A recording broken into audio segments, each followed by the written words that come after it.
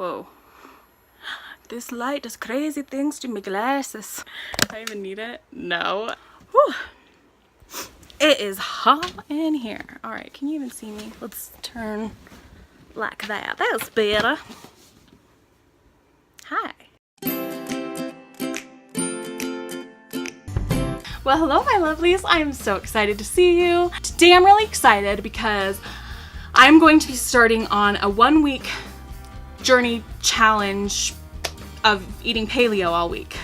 I've known about paleo in the past and I've tried off and on to kind of follow this diet because I think that it's the best diet for me. I don't do well eating dairy and I don't do well eating wheat. I haven't been feeling well at all. I haven't had any energy to do anything, like anything. I just felt like I needed this challenge to kind of try something new because I know what I need to do. I know I need to exercise better. I know I need to eat better, but it's hard to kind of implement that, especially when you don't feel good already. I was really excited to do a video about this because it kind of forced me to like stick to the plan, film what I'm eating so you guys know what I'm eating and I can't cheat. So I went through a bunch of like Pinterest recipes, and I also have this Paleo Recipes magazine that I got a long time ago.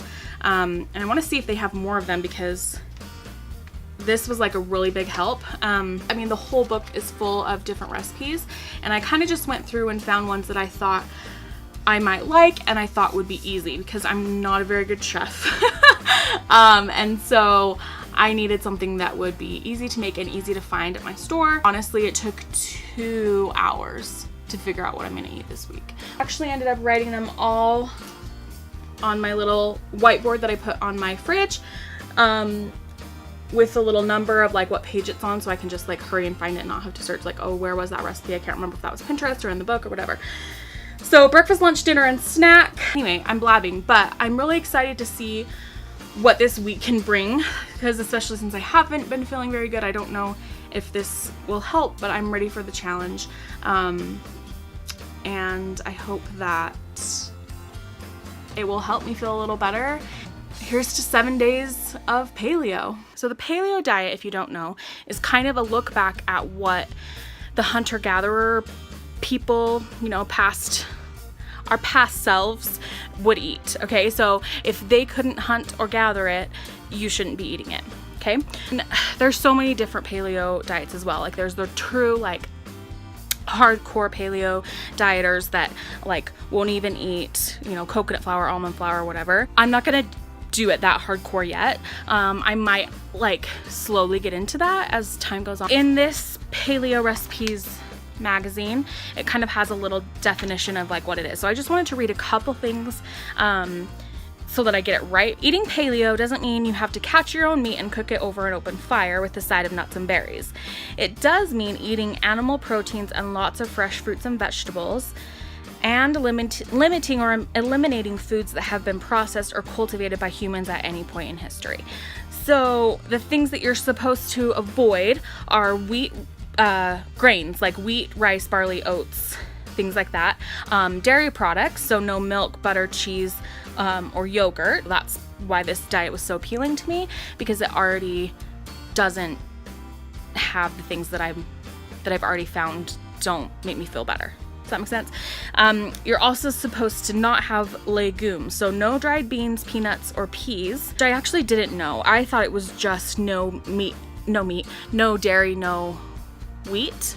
Also no processed sugar and no processed foods with additives, which I knew that as well. So some of the benefits that paleo can offer are weight loss, and then you can also maintain that healthy weight if you stick to the diet. So that's awesome. Another big thing that kind of also made the paleo diet so appealing is minimizing chronic inflammation. So gluten and lactose are huge things that cause, at least me, inflammation. I think a lot of other people as well. Apparently, if you try this paleo diet, you're supposed to have less joint pain, and like less gut inflammation, and that will help with more energy and kind of just overall make you feel better, which I think is exactly what I need. The last kind of benefit that it says is decreased chronic disease risk, which I'm pre-diabetic, which is really scary, and I don't want to go over that line into diabetes because it's so dangerous and it causes so many other problems with your body. And since I knew it and I caught it early and it's still in the pre-zone, if I let myself go and cross that line, I feel so bad.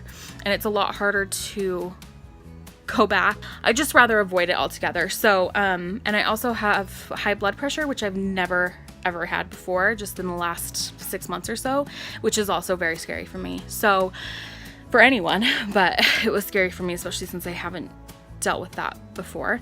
So, it's supposed to help those diseases. So, I'm really excited to try it and see what it can do and if it can make me feel better. So day one's dinner is coming out of this magazine called Paleo Recipes. Going to try and make like a noodle, zucchini noodle and pasta kind of thing with pesto and chicken.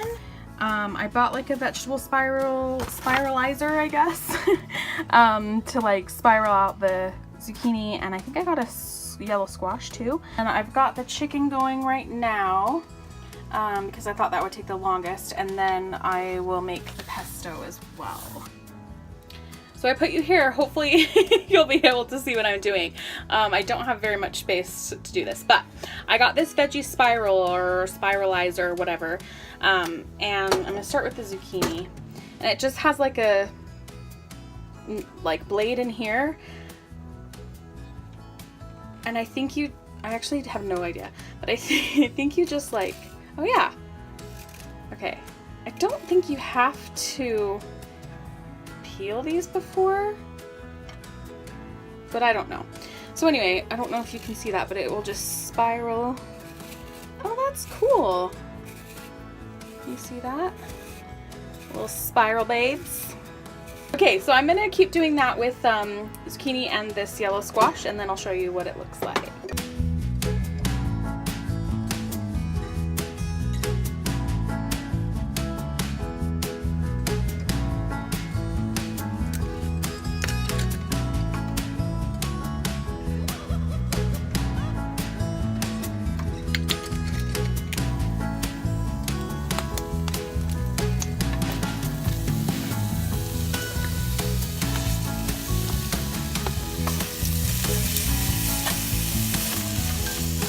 Okay, so, hi. Here's how to do the pesto. I'm just gonna do it the best I can. I don't have like a food processor, so I'm gonna use like my smoothie maker and hope that that works. 1 teaspoon of lemon zest. I don't really have a zester, so I'm hoping this works. This little baby cheese grater.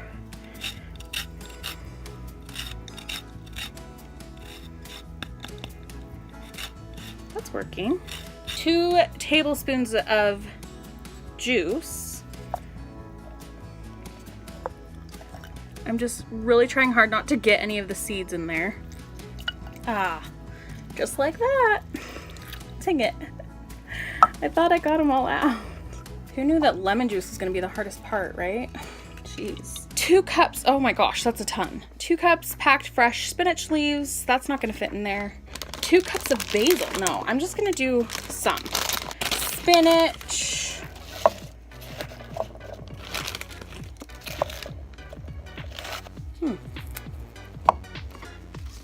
It says 2 cups of basil, but like that seems like a ton. So I'm just gonna put in a few leaves. 1/2 cup of almonds. Ooh.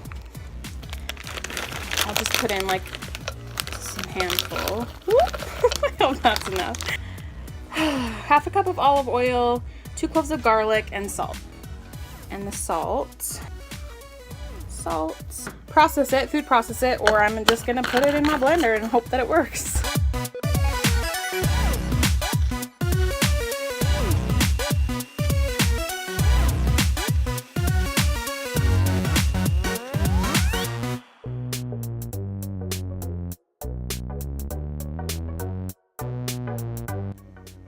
Okay, moment of truth. It's time to combine everything together and take a taste. And I made a mess of my makeup because this is stressful. Got my nudes. And here's my pesto, which I think is supposed to be a little bit like less chunky, but whatevs. That's how it is.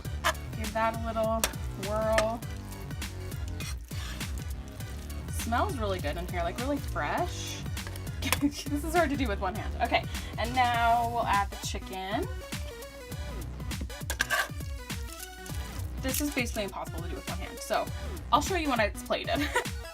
Okay, here's my zucchini and squash noodles with pesto and chicken. TBH, this looks disgusting, but you know, I think it might taste okay. I really hope that it tastes okay because I'm sweating. This actually, okay, so it really wasn't that hard to make, and I know that if I make it again, it will be a lot easier. It's just that first time making something that you're like, I have no idea what I'm doing. So I think if I make it again, it will be a lot quicker and kind of like a really easy meal. I mean, it's basically just noodles, and the noodles didn't take a long time to cook because they're just vegetables, so that was really easy. And it helped a ton to have that vegetable spiraler thing, so I'm really glad that I got that. So anyway, let's just have a little taste and hope that my work didn't betray me. They're super long. I kind of wish that I could have cut them up a little bit, but, and also I'm a little like disappointed or sad or whatever that I didn't think of like a side to go with this. Like usually I'd have like a piece of garlic toast or something like that, but you can't. Luckily I'm not too hungry tonight, but I feel like I kind of wanted something a little extra. So anyway, cheers.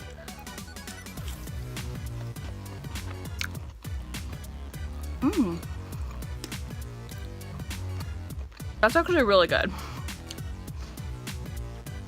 I'm not very good at timing yet, and so it's kind of cold. I could just warm it up a little bit, but I'm tired. I'm sick of being in the kitchen. So it's a little cold, but it's not too bad. It's actually really good. It's really like lemony, because of like the pesto and the lemon and stuff that I used. And after I made the pesto, I put the lemon slices on top of the chicken so that it would kind of make them a little bit more like lemony chicken, which I think was a good call, because it really mixes all together. It's a little bit crunchy, which is just nice. The reason I have always hated vegetable noodles is because they're like soggy and gross. So I like that it's a little bit crunchy. The pesto I'm sure would do a little better if it was in a food processor. There's like some chunks of almond and stuff that I didn't quite like mix up, but I think the blender worked actually really well. I was really surprised with how well it worked, and it tastes really good. So overall, I really like this and I would make it again. I'm really happy with today. Also, I didn't film it because I was at work, but for lunch I had like an Asian salad mix, which was really easy because it was just already made pretty much. I just had to like mix it all together. It was just like all together in a bag that I just had to mix together, which was really awesome. And for a snack, I had a Lara bar and some snap peas and peppers. So that was good. That kept me pretty full. I kind of wish there was a little bit more protein in the lunch because I kind of needed, like, it was a really long day at work and I kind of needed that extra like oomph of the protein that I'm used to.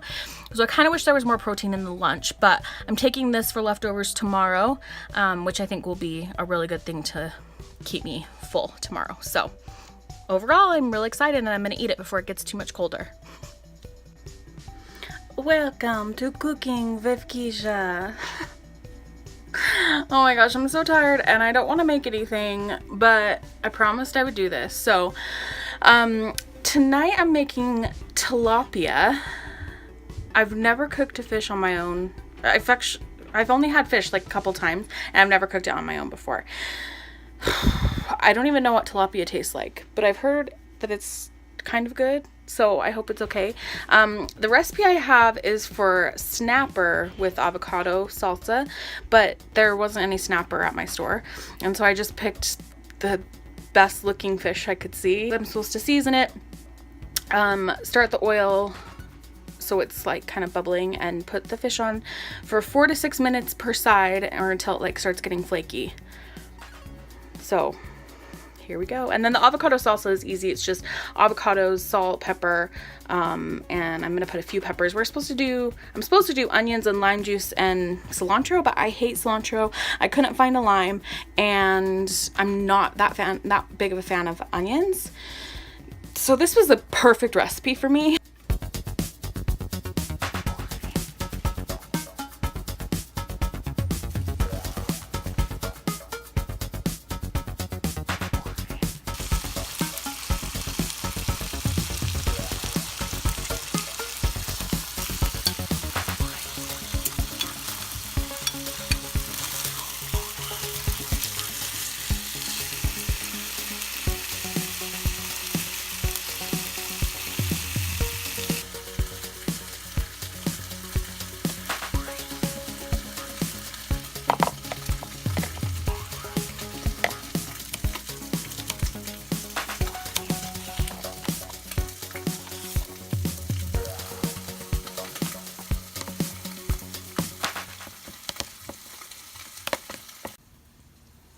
Ta-da!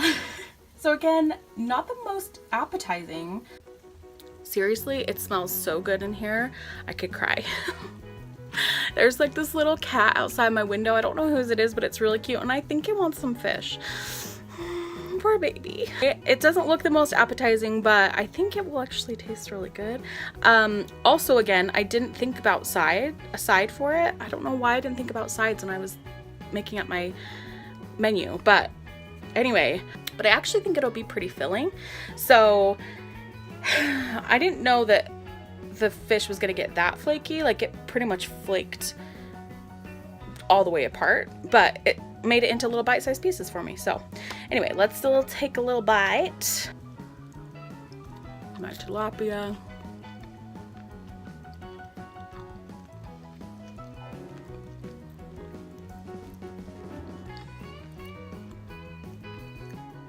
It's good. It doesn't have as much flavor, like hardly any fish flavor, which if you don't like fish, then that's good. But it really doesn't have as much flavor as I thought it would. I put some paprika on it. I kind of wish that I would have like put the seasoning on a little bit earlier to let it kind of marinate for a second. The avo salsa is good. I mean, avo is always good. For breakfast, I was supposed to make paleo muffins last night, and I totally forgot to have them for breakfast today, but I didn't. So tomorrow I'm supposed to have this turkey casserole thing, and I'm just not in the mood to make it tonight. Paleo is a lot of like background work.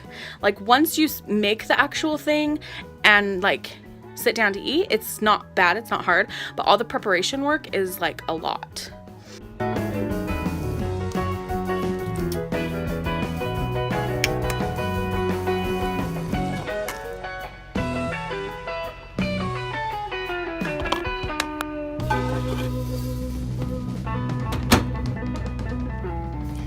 Lunchtime. This is like a tuna salad. So I've got tuna and avo and a couple of different kinds of peppers, salt and pepper, and a little bit of olive oil.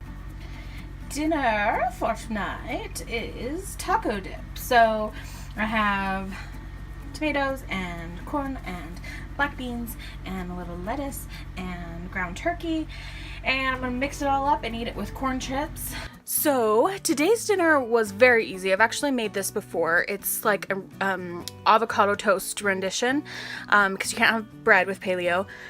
There are like paleo breads you can make, but I had no time for that this week. So it's just avocado, like 2 slices, and then you can put, there's so many things you can put on it. I like it really just plain, so I just put salt and like turkey slices and some bacon bits on top, and that's all. It's really easy and it tastes really good. Okay, I'm prepping for breakfast tomorrow, and this is a fun little like turkey casserole. You can make it in like a 9x9 pan, but I have one and I wanted them to be kind of more individual, so I could just like pop one out and warm it up in the morning, because this is supposed to be for 3 days of breakfast.